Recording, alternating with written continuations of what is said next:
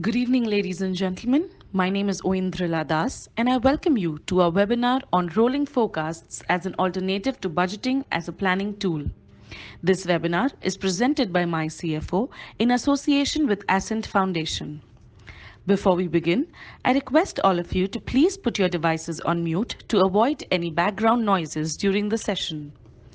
Kindly note that you may ask your questions during the Q&A sessions by writing down your questions in the chat or message panel of this platform. Conducting today's session is Mr. S. Venkat. I take immense pleasure in introducing him to you. Venkat is a qualified chartered accountant, cost and management accountant, as well as a risk manager by qualification, and an entrepreneur and category creator by vocation.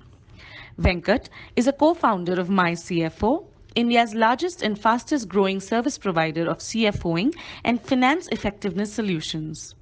At MyCFO, Venkat has built and led a team of 160 team members on roles and over 1,000 personnel servicing more than 350 clients in 6 Indian cities and 8 countries including US, UK, Middle East, Nigeria, Russia, and the South Asian market.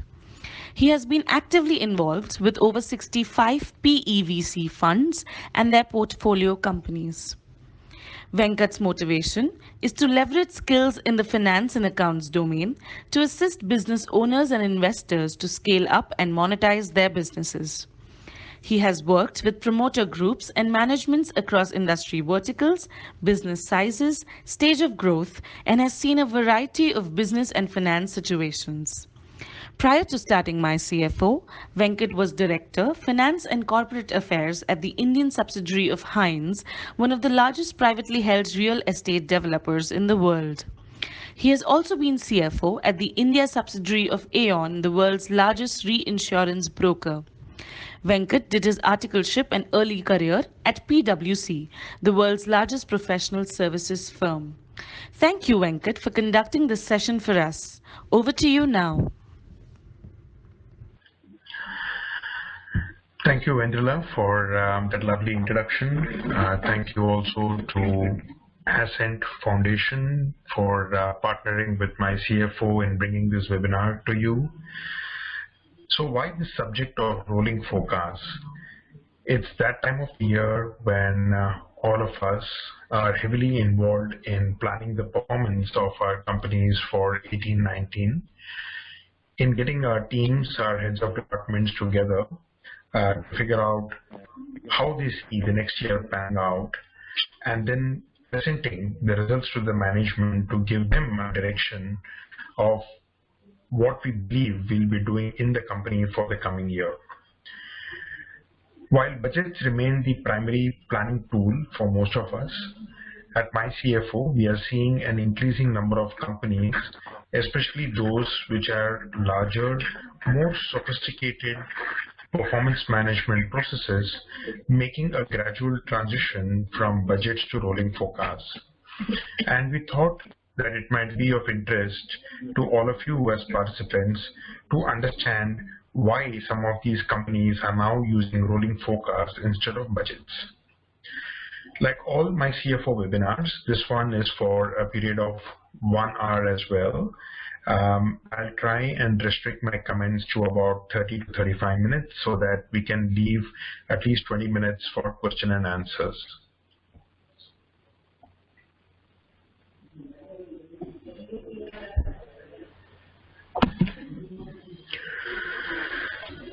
So if you're attending this webinar, what should you expect to see today? You should be expecting to have 3 key takeaways. At the end of the session, you should be able to appreciate why leading companies are beginning to embrace rolling forecasts. You should be able to have an initial idea of how to make rolling forecasts a reality in your company. So what are the next steps if you want to implement this in your company? And finally, we would like to leave behind some resource tools that you can either use for future reading or some templates that you could access on some websites that we'll be happy to share with you. So these are the 3 key objectives or takeaways that you should be targeting over the next 60 minutes or so. I thought we would share some statistics with you. Only 11% of companies are currently fully satisfied with their planning process. This is against a figure of 20% about 10 years ago.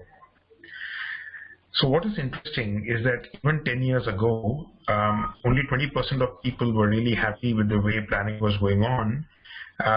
But it's interesting that today that 20 has just become 11%. So clearly, people are quite unhappy with the budgeting or other planning processes that they are currently using. This unhappiness mainly stems from the fact that any planning tool, any budgeting tool is primarily intended as a means of performance management. Somewhere, the frustration that is revealed through this survey is that while most companies go through a budgeting processes, it looks like managements and finance professionals and HODs are not able to see the impact of that planning and budget in improved performance. So what can we do to change it? It is also interesting to see that 95% of all budgets are redundant by month 5 of the year. So what this means is that, let's say if you're finalizing your budget for 18-19, let's say by March of 2018, by the time you enter August 2019, 95% of all the budgets would be completely redundant, right? So what you plan for in March 18, by the time you get to August 18, 95% of all the budgets are redundant. Now, why does this happen? It happens because there is a difference between the budget and the actual performance, and beyond month 3 and 4, this gap keeps widening. And why does this gap widen? It widens because there are competitive factors, there are customer factors, there are market factors, there is forex volatility, all of which are not in your control. So the budget that you drew up in March is no longer relevant by the time you have finished the first quarter of the next financial year. What is also interesting is the reaction of non-finance HODs. Typically, whenever a budgeting process is done, I'm not saying that this happens in all the companies, but in most companies, it is the finance who are under a lot of pressure and tension. The CEO or the owner of the company is also under a lot of stress. But usually, most non-finance HODs think that the budgeting is an annual event, and they believe that the budgeting is an activity that belongs to finance. I think it's a staggering statistic that 85% of non-finance HODs, which I believe are the key stakeholders for whom the forecast or the budget is meant for in the first place, actually think that the budget is a one-off event and something that does not need to be updated going forward. So how does one make the budgeting or the rolling forecast process a lot more participative? How do you get non-finance HODs to go back and review performance and recalibrate their plans on a more frequent basis without thinking of this as being a one-in-a-year event? So what is a rolling forecast? A rolling forecast requires an updation each month of the expected results for the next 12 months while replacing the forecast for the previous month with the actuals. So what this means in simple terms is if you were to do a rolling forecast for the period of 12 months, let's say from April 2018 to March 2019, you would typically do that sometime in March 2018. So in March 2018, which is next month, you say, I'm going to do a rolling forecast for the 12 months after that. Now, what happens at the end of month April 2018? In a budgeting system, you do not do anything. The budget remains the budget.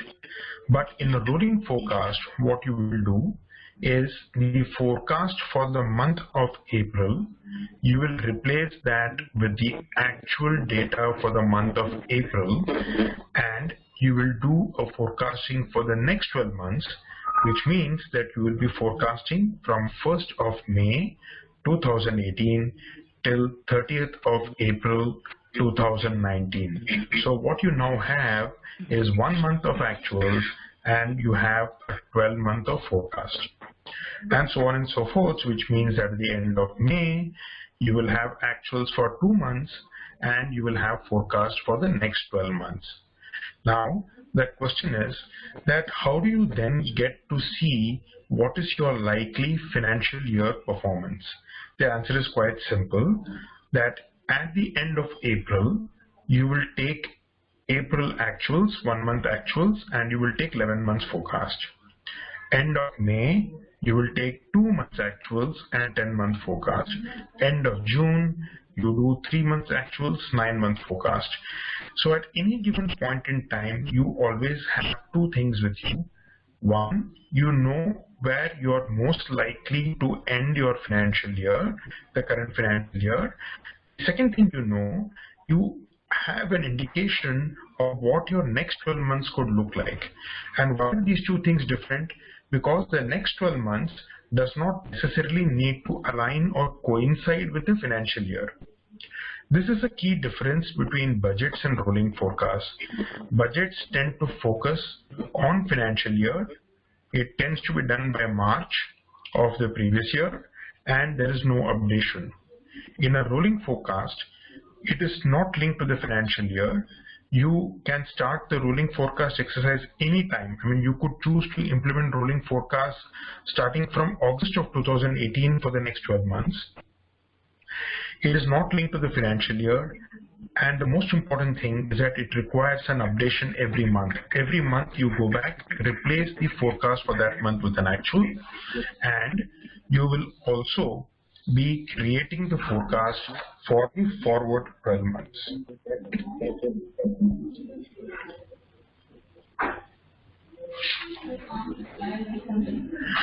So what are the similarities between budgets and rolling forecasts? Both of them are planning tools. Both of them require full involvement of business teams. Both of these do not predict the future. They only allow you to influence it. Both require regular comparisons with the actuals to drive action, so that doesn't really change. In both cases, one would need to compare the actuals versus either the forecast or the budget. Both of them require rigor and discipline of review. So one still needs to go in, analyze the reasons for the variations, and understand between the business teams and finance teams as to why there is a deviation. Both of them have business drivers as a starting point. This is an important thing for us to understand, and it kind of takes me back to the original point we're making about budgets not being a financial exercise alone.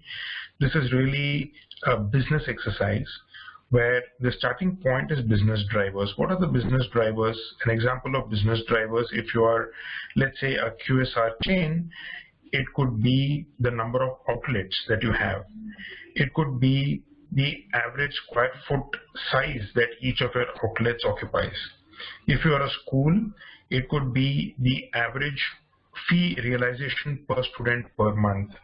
If you are a manufacturing business, it could be the volume of sales per SKU that you manufacture and sell.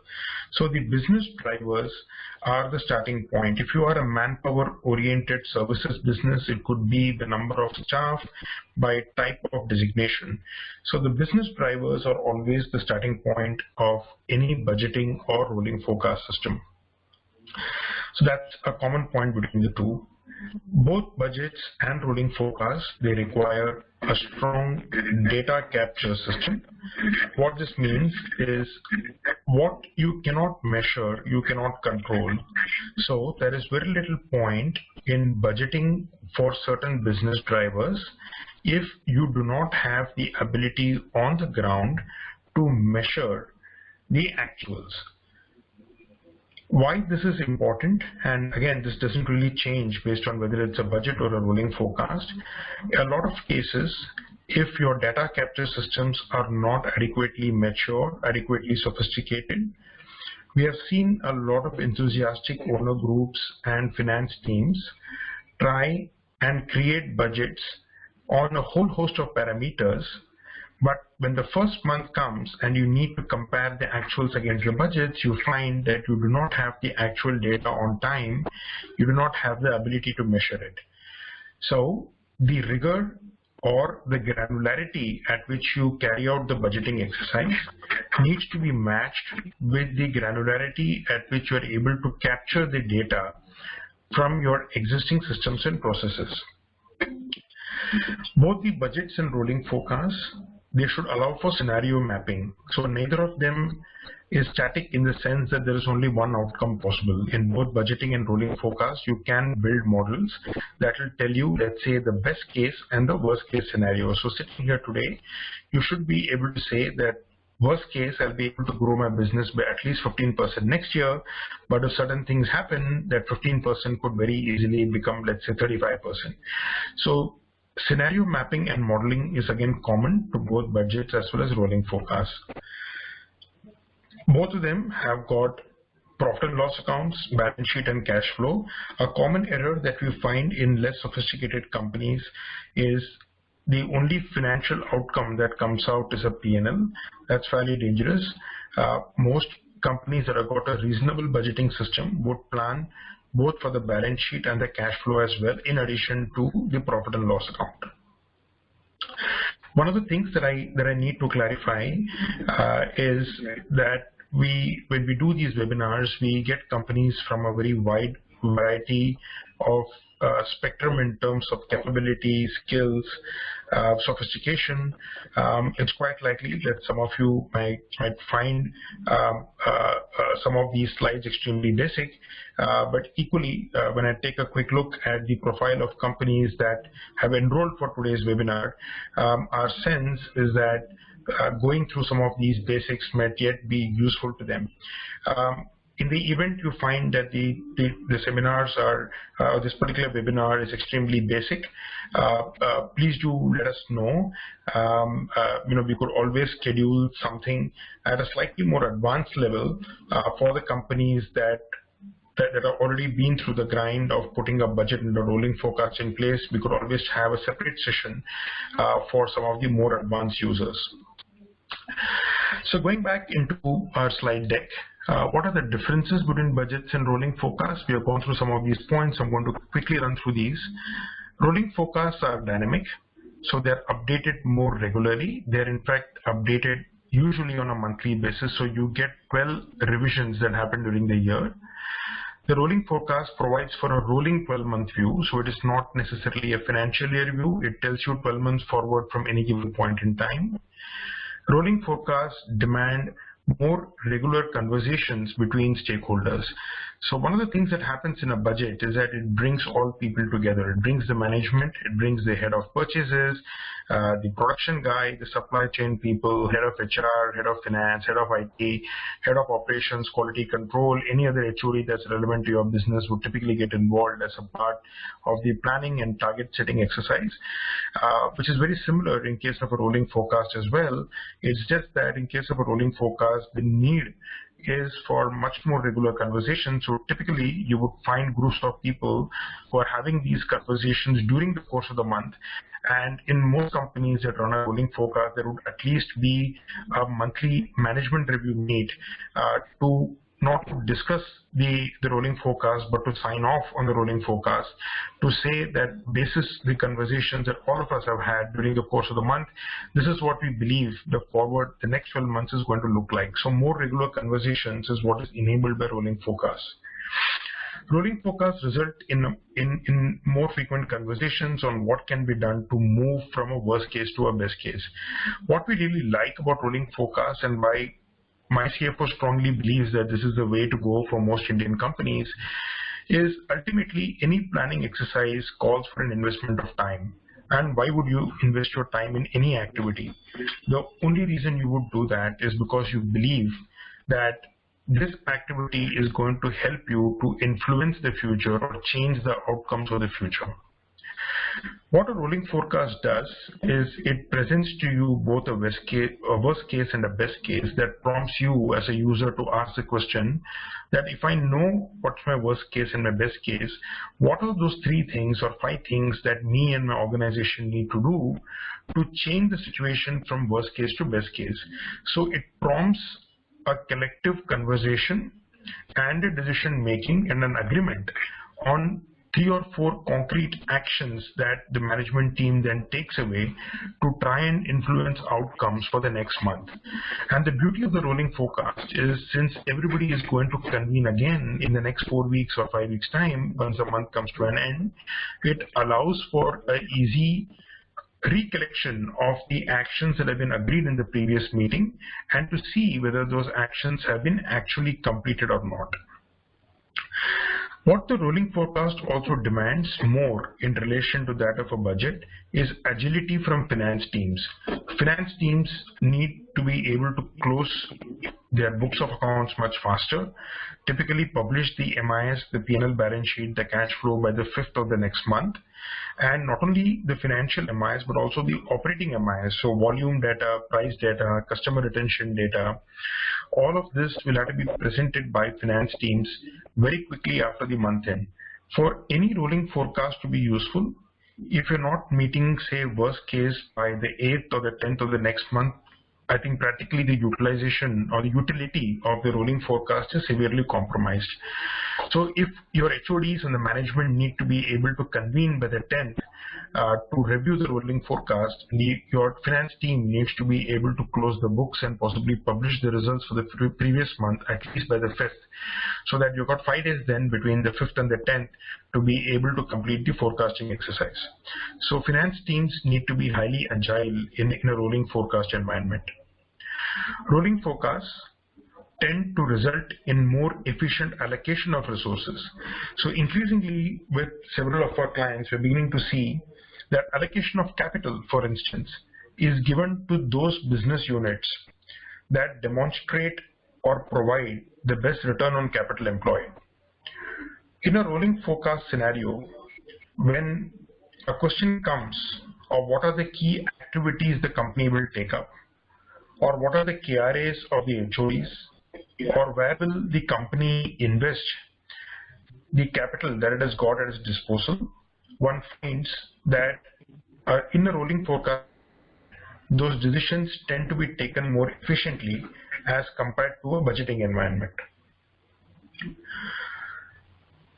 The other difference is that rolling forecasts tend to fast-track learnings from planning errors. So a lot of times, the reason why you have a variation between a forecast and an actual is not just on account of performance. Sometimes it can well happen that the target that you took on is unnecessarily aggressive or unnecessarily pessimistic, which is what is called as a planning error. In case of a rolling forecast, a planning error is picked up much more frequently, and those errors are rectified in the next month's rolling forecast.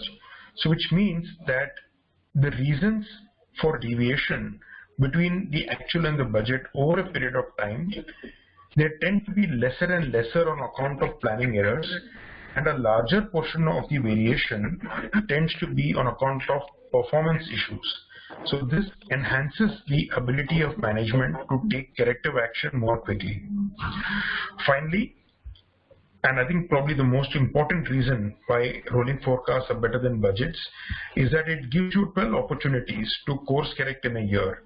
In a budgeting exercise, people come together probably once in a year in a formal platform to review and take corrective action.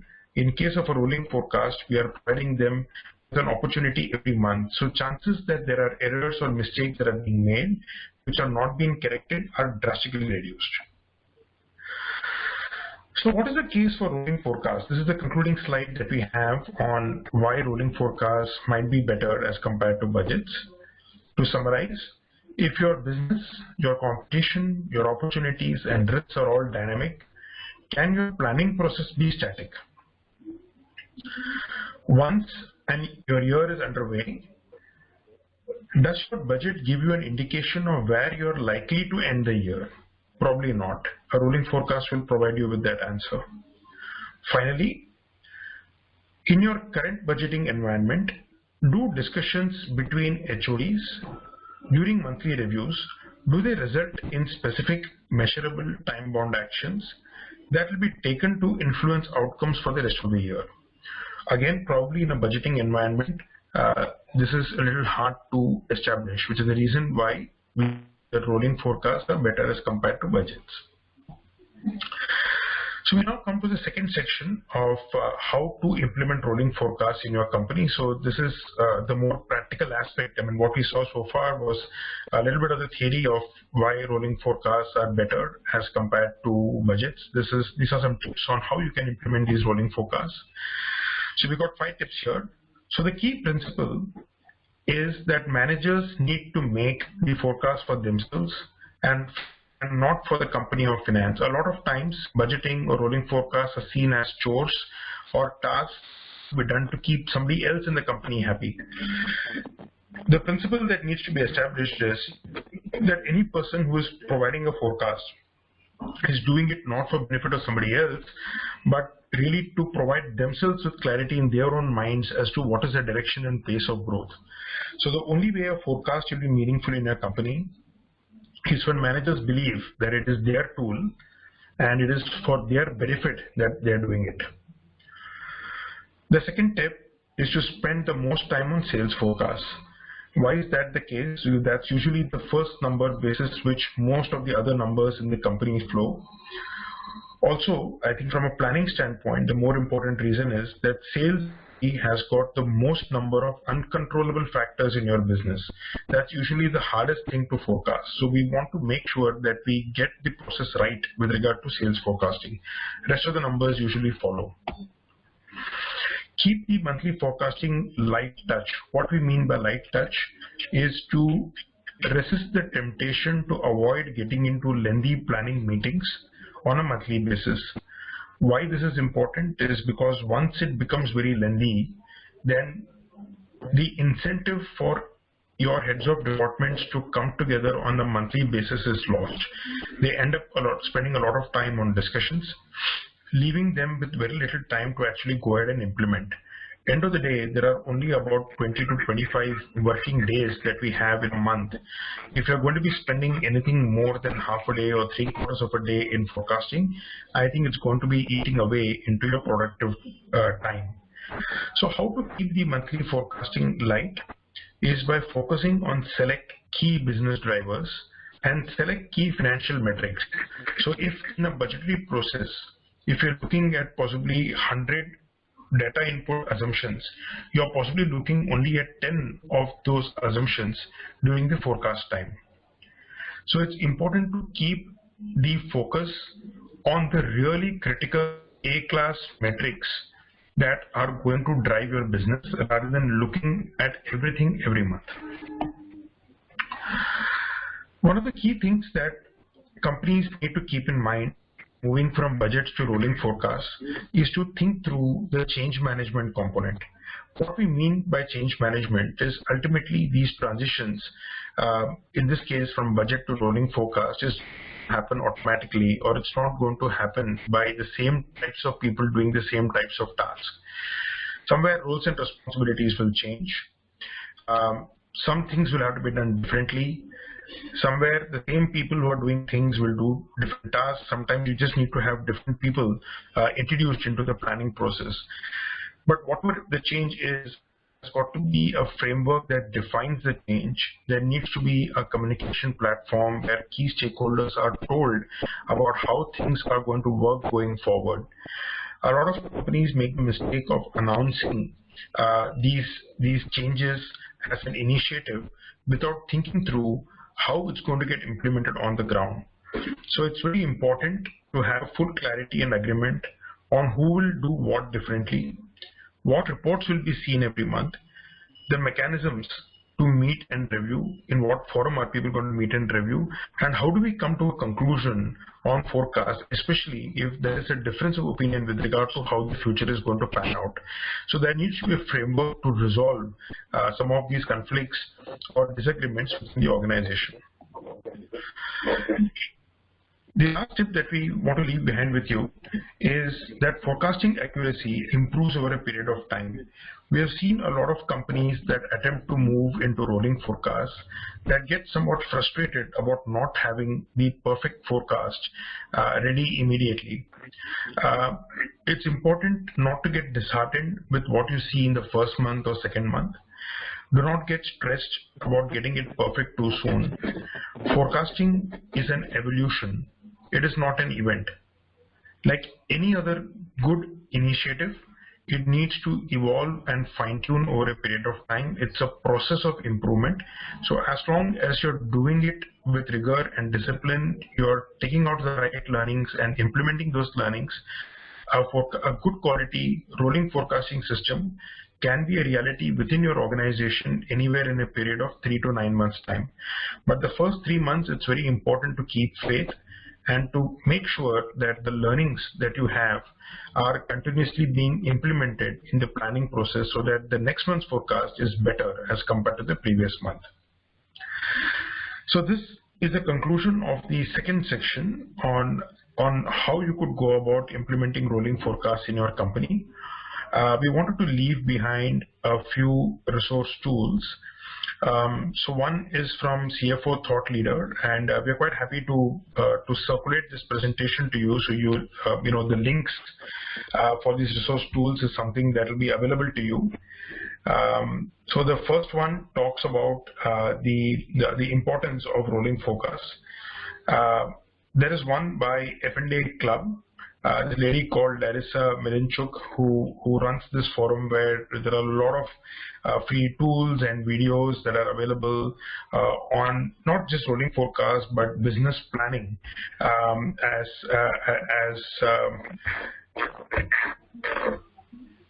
well. The third part is on the US analytics, where there is a list of pros and cons that we can see on budgeting versus rolling forecasts.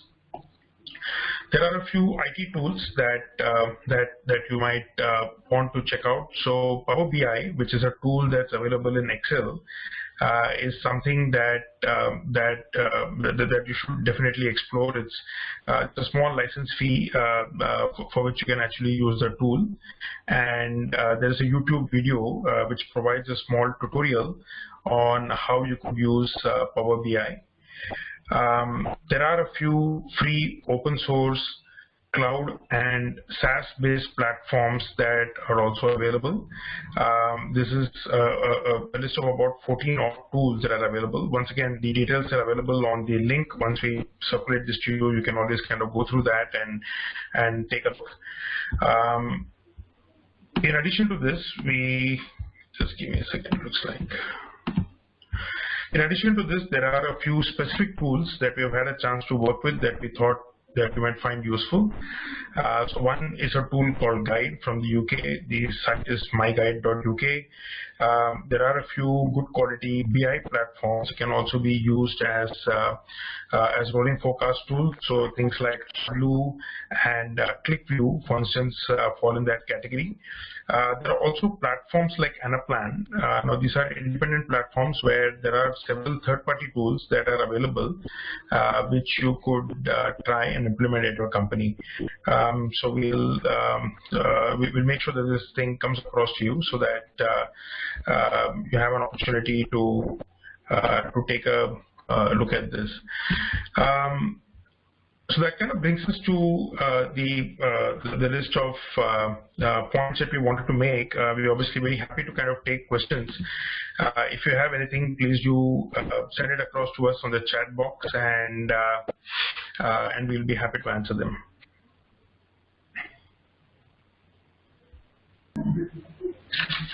Okay, I see a question here on sales forecasting. The question is. What I get from this question is that sales forecasting is tough to do, particularly because consumer behaviors are changing quite quickly. So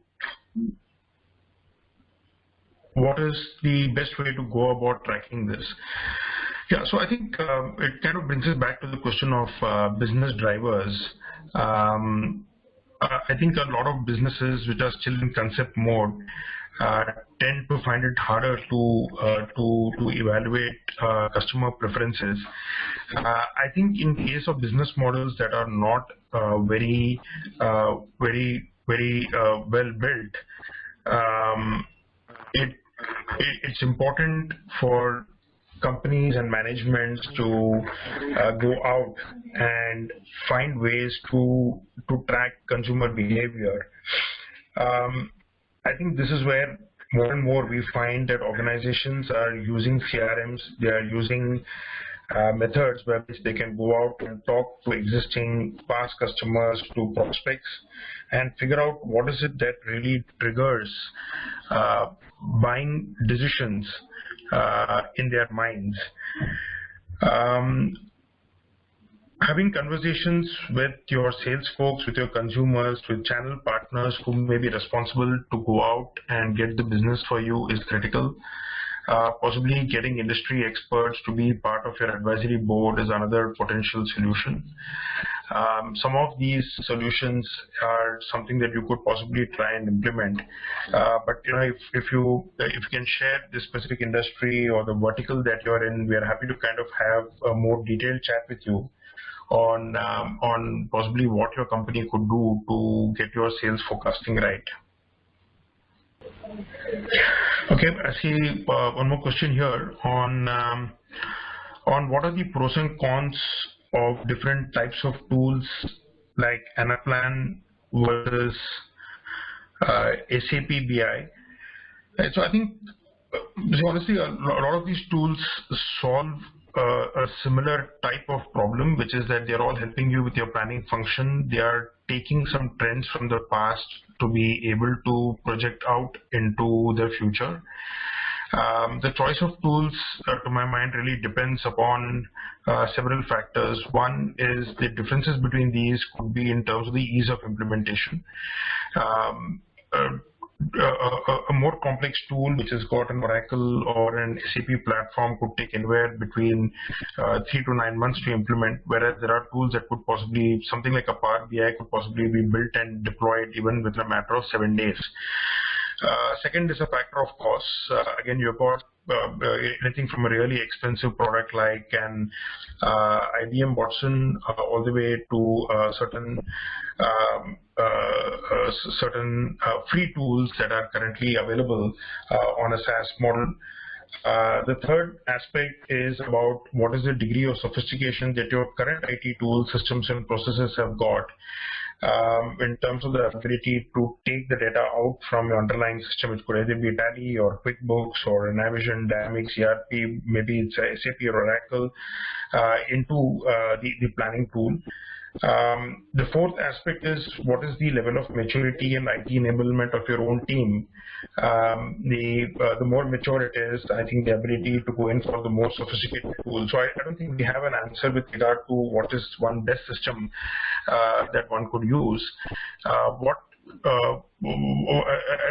basically saying that probably among the IT tools in the finance space, planning and forecasting is maybe the area where there is a maximum proliferation of tools. There is enough choice that is available out there to be able to make a comparison and come to a conclusion. Some of these could well be industry specific as well, although I do believe that the vertical may not have that much of a relevance in terms of choosing the planning or the rolling forecast platform. So there's a question there on the use of the use of rolling forecast for strategic purposes. I think end of the day, any kind of a rolling forecast seen from a planning paradigm has got to fit in with the strategic direction that the company is taking. I think why the question could be relevant is that we are not really saying that the rolling forecast results in a revision of the strategy itself. Strategic decisions are taken at less frequent intervals. I think an annual interval is pretty much good unless you are a startup. But within that strategic planning exercise where you're doing an annual budget or an annual strategy setting exercise, the rolling forecast is only enabling you to reset the tactical parameters, which may change more frequently. So the strategy does not necessarily change. What changes is the tracking of the operational parameters of the business, which happens more frequently. So this is not to be confused with change in strategy. This is only about change in tactics that need to be done to get to that strategy. But I don't see any further questions here, so we'll give it another 30 seconds. If there isn't anything further, then we'll probably bring this session to a close.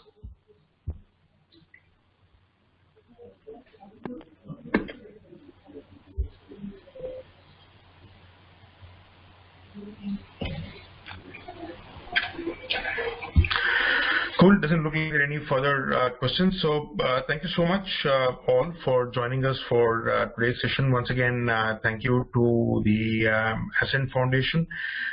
We look forward to seeing you again at our next webinar. Thank you so much. Thank you, Venkat, for such an interactive session. Thank you, everyone, for participating in today's webinar.